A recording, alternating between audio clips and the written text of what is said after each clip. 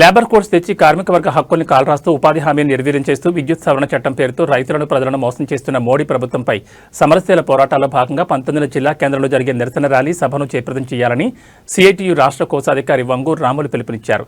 CITU రైతు సంఘం, వ్యవసాయ కార్మిక సంఘాల ఆధ్వర్యంలో నిర్వహించిన జీపు జాతాను ఆర్మూర్లో ప్రారంభించారు.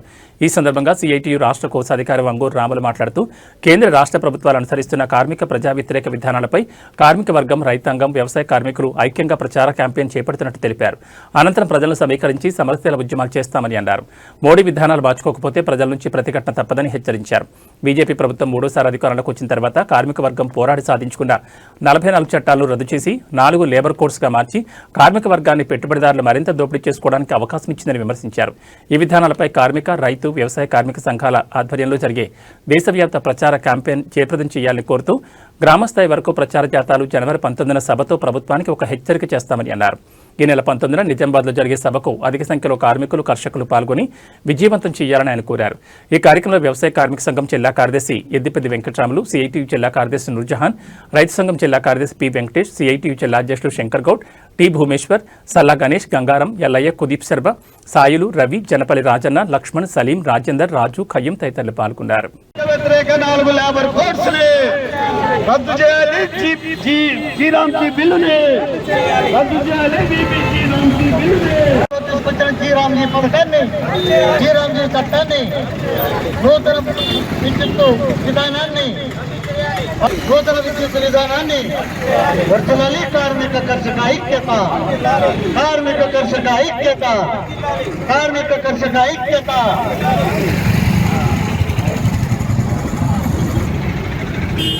కేంద్ర ప్రభుత్వం అనుసరిస్తున్న కార్మిక కర్షక వ్యతిరేక విధానాలను నిరసిస్తూ ప్రజల్లో, కార్మికులలో, వ్యవసాయ కూలీలలో అవగాహన కల్పించడం కోసం ఈ రోజు నుంచి 19వ తారీఖు వరకు జిల్లా వ్యాప్తంగా అవగాహన జీప్ యాత్ర జరుగుతూ ఉంది.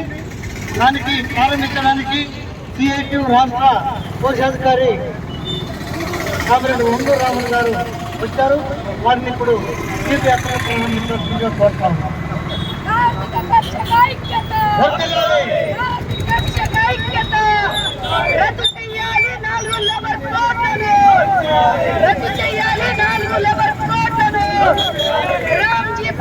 చట్టాన్ని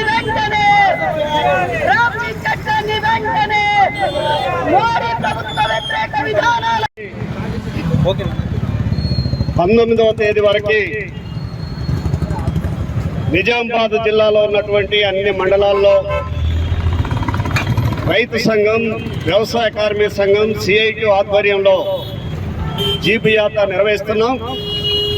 ఈ జీపు జాతాలో ప్రధానంగా కేంద్ర ప్రభుత్వం తీసుకొస్తున్నటువంటి కార్మిక వ్యతిరేక, ప్రజా వ్యతిరేక, రైతు వ్యతిరేక విధానాల్ని ఎండగడుతూ ప్రజల్లో, కార్మికుల్లో విస్తృత ప్రచారం నిర్వహించడం కోసం ఈ జాతాన్ని నిర్వహిస్తున్నాం. ప్రధానంగా గత పార్లమెంటు సమావేశాల్లో కేంద్ర బీజేపీ ప్రభుత్వం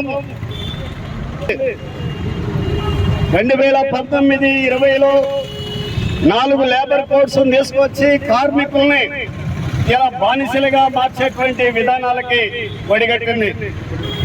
అంతేకాదు ఇలా పేదల వ్యవసాయ కూలీలు, ఉపాధి హామీ కూలీల పొట్టను కొట్టేటువంటి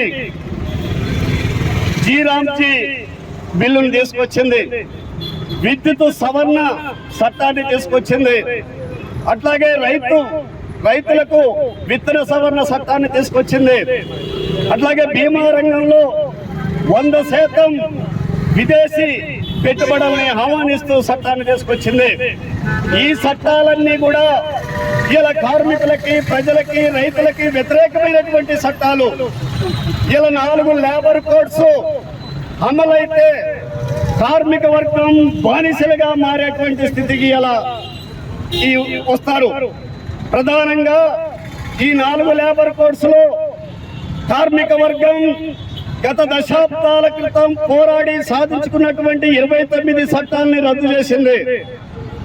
ఈ చట్టాలు రద్దు చేసి కోడ్స్ గా మార్చింది. ఇలా వేతనాల కోడ్లో ఇలా మనం అడుగుతున్నాం, కనీస వేతనం 26,000 రూపాయలు ఇవ్వాలని.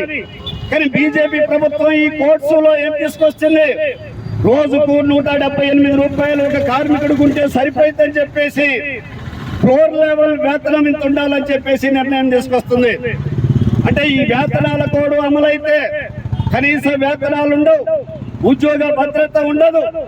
10 గంటలు 8 గంటల నుంచి 10 గంటలకు 12 గంటలకి 10 గంటలు పెరుగుతాయి. అంతేకాదు ఇలా అసంఘటిత కార్మికులు సుమారు 45 కోట్ల మంది దేశవ్యాప్తంగా ఉన్నారు.